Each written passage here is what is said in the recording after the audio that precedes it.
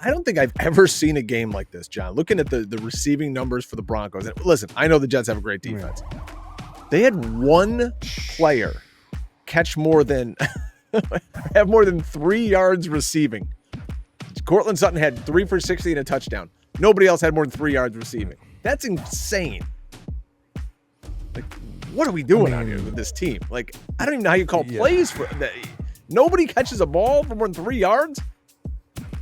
I don't know. Yeah, tough matchup, but I mean, it's like pulling teeth watching Bo Nix and watching. I mean, I don't want to say anything definitive on Bo Nix, but I wrote all summer that I'm like, whoa, people are a little way too excited here.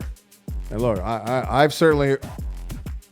I'm even talking in the summer, like people were seemingly anointing. I'm like, whoa. I mean, let's slim it down now. Like we're not there yet at all. And I mean, I've seen nothing to change my mind that Bo Nix is quite the suspect prospect at this point. Like, who knows where he'll be in 5 years? But if I had to bet the house, if I had to, I would bet that he was, backing up Josh Allen. Like a backup. Sure, that makes sense. What? Why are you shaking your head? You're welcome.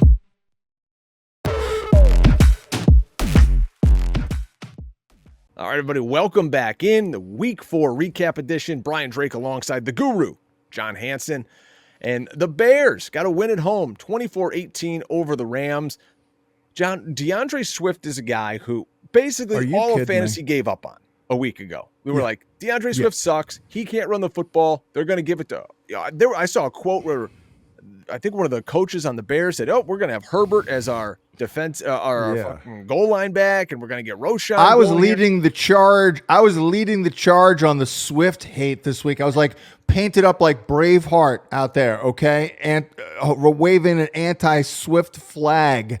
And then he goes and does this. You've got to be kidding me. Catches all 7 targets, 5.8 yards a pop. I mean, so aggravating. And watch him crap the bed this week. I don't even know who the hell they're playing. But, I mean, I don't know what the hell this coaching. The Panthers. He'll crush. And then you should go and trade him.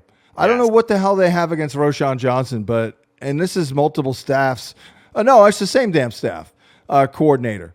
Well, actually, it is a different coordinator, right? Now it's Waldron. Like, what are they doing with the hate on Roshan Johnson? I don't get it.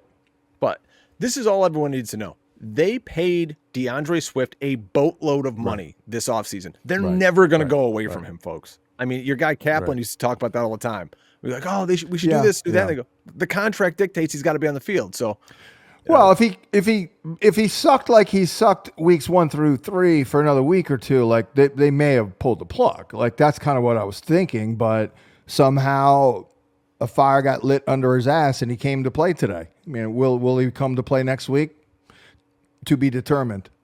We got Keenan Allen returning this week. He only caught 3 passes for 19 yards, but this Bears pass game, John, is a struggle. It is tough to watch. Bad. I mean, Caleb Williams, there's video of him running off the field. He's like high-fiving everybody. He goes 17 of 23 for $157 and a touchdown. He's not a fantasy starting quarterback anymore. I know we kind of talked about that. No, God, no. Early in the season. It doesn't look... Caleb, he stinks.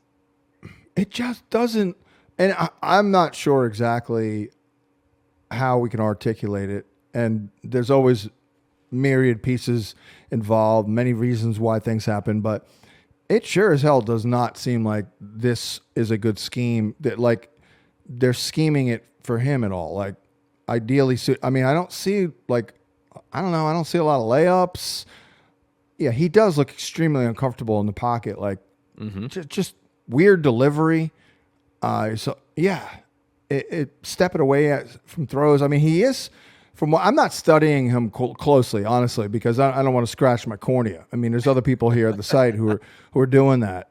But yeah, he's definitely like playing too fast. Like I keep thinking, I wrote today, like for today before the game, I'm like, it looks to me like he's an actor playing a rookie quarterback. You know, like making all the mistakes, you know, playing too fast. Like he's just swigged a gallon of coffee, not seeing it. And it's probably not also schemed well. There's a lot of problems here in this passing game. They don't really have one. I mean, it's really hard to count on it on a week to. It's completely random week to week. Yeah, DJ Moore 3 for 22. Thank God he gets in the end zone, saves his fantasy day with that. But you get nothing out of Allen. Odunze 1 for 10. I mean, I know there's a lot of folks who go crazy out here for rookie wide receivers. I try not to be one of them. I love Malik Neighbors, but that's kind of where it ends.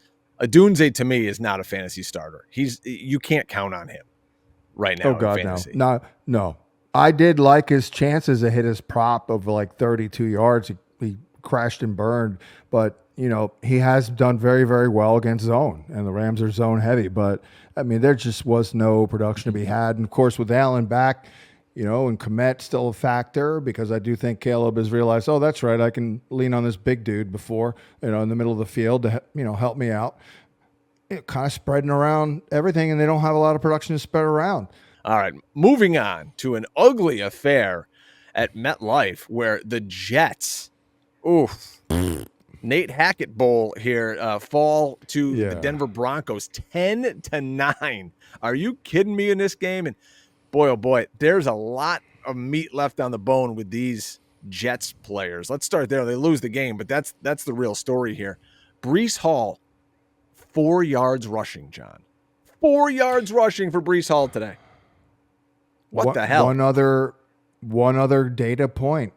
Again, if you read Hansen's hints, I wrote that our data shows clearly that Braylon Allen excels better in gap runs, and that Denver was defending zone runs really well, and that kind of played out. I actually played Braylon Allen's over the rushing prop, and I freaking lost it by half a yard.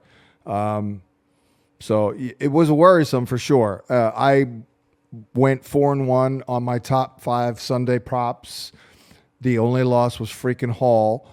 And I thought it was a lock over like 23 or 24 yards. It gets 14, 5 targets. I mean, come on. Wilson they put the clamps down. My other one was Conklin, which barely won. I mean, it did win. I mean, it was over 2.5. He got 4, but even that was slow going. He did get 8 targets though. So, but Lazard and Williams, like they're spreading it around. It's not great. Buzzkill City, and they're probably going to lose to the Vikings next week. Sutton made 3 good plays, they were nice. But how about the oddity of like the Broncos, no running game all year, can't do crap. Their passing game is completely shut down. You're like, it's hopeless. Oh, look, Javante's out there, bell cowing it up, 4.8 yards a carry. I mean, are you kidding me? 16 carries for 77. Like, he could get 1.4 yards a carry next week at this point. And McLaughlin too. They actually ran the damn ball. Yeah, shocking. And they had that Tyler Bidet kid who we thought could start get a little bit more of a role. He left with an injury in the first quarter. It was really weird. He was on the field and there was some play, and he went down. He goes to the sideline. He like collapsed on the sideline, and they had to put him on a backboard and everything. So we hope he's doing okay. I don't think I've ever seen a game like this, John. Looking at the receiving numbers for the Broncos. And listen, I know the Jets have a great defense. They had one player catch have more than 3 yards receiving. Cortland Sutton had 3 for 60 and a touchdown. Nobody else had more than 3 yards receiving. That's insane. Like, what are we doing out here with this team? Like, I don't even know how you call plays for that. Nobody catches a ball for more than 3 yards.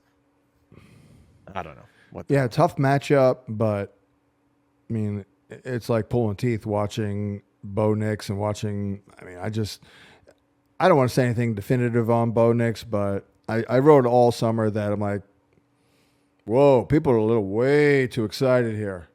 And look, I've certainly.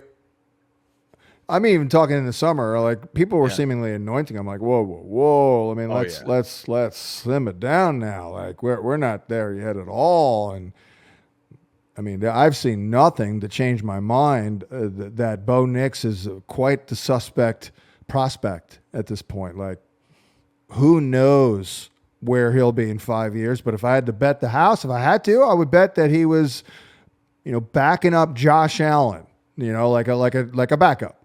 Sure, that makes sense.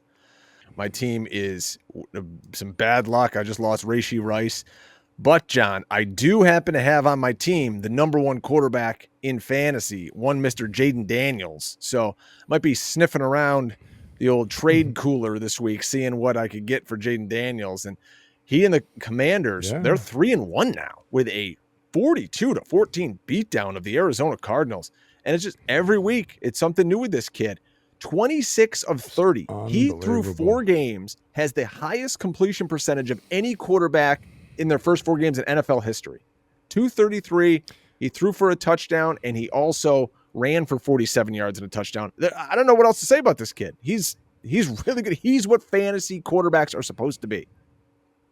He is tremendous because you're right, because the fact that he is a great deep ball thrower, right?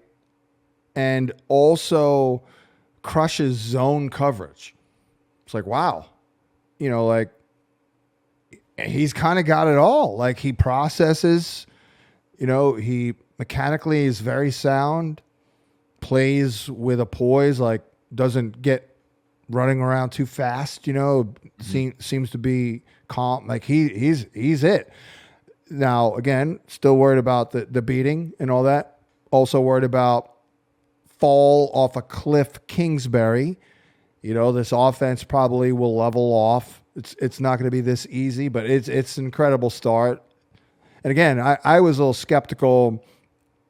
I've been talking about selling high on him, honestly. But again, if you read all my stuff in the summer, like I liked him a lot as a prospect. Now, my only problem was, like, I just hope he can hold up in one piece, honestly. Hey, so far so good, but he has taken a lot of shots. He really has. You know what we learned in this game, Guru? And this is good for folks on the waiver wire. Monitor Austin Ekeler's situation, because this game showed us that this is a 2 running back backfield, and they will get the ball to the second running back. Now, Brian Robinson had a great day. He went over 100 yards and scored. But Jeremy McNichols, we joked about him last week, like, oh, you got to get Jeremy McNichols involved. I know. 68 yards. He scored 2 rushing touchdowns today, and he had 36% of the snaps back there. So whether it's Ekeler or whether it's McNichols, I think that's a trend here. Washington, they're running enough plays, and they're in the red zone seemingly every damn time they have the ball. They can support 2 running backs. There are a number of situations over the last couple of years where you're looking at an offensive line and you're like, they stink. Like, how in the world are they going to be able to run the ball or whatever? And this, by the way, was one of them. And here we are. I mean, they're crushing it on the ground. Like, it's. I don't even know if this game that I'm looking at is even in their outcome yet. But going into this game, they were averaging 4.8 yards a carry rushing the football. I mean, they couldn't run crap last year with Brian Robinson, who was on my list this year, as he was last year. Again, not someone I'm always pumping up, but when I'm looking for a boring RB3 in round 8 the last 2 summers, you'd be damn sure I'd be talking about Brian Robinson. He's good. I mean, he is. He really is. And didn't think it would be a big Ertz game. Didn't think McLaurin would go off, and he really kind of didn't. But, hey, scored, and he was busy as hell. Again, so he crushed too. So you're feeling good there, and I feel good too because I warmed up to him big time and overranked him. I was like, oh crap! But hey, now half the games he's crushed, kind of. So I guess we're all right with McLaurin.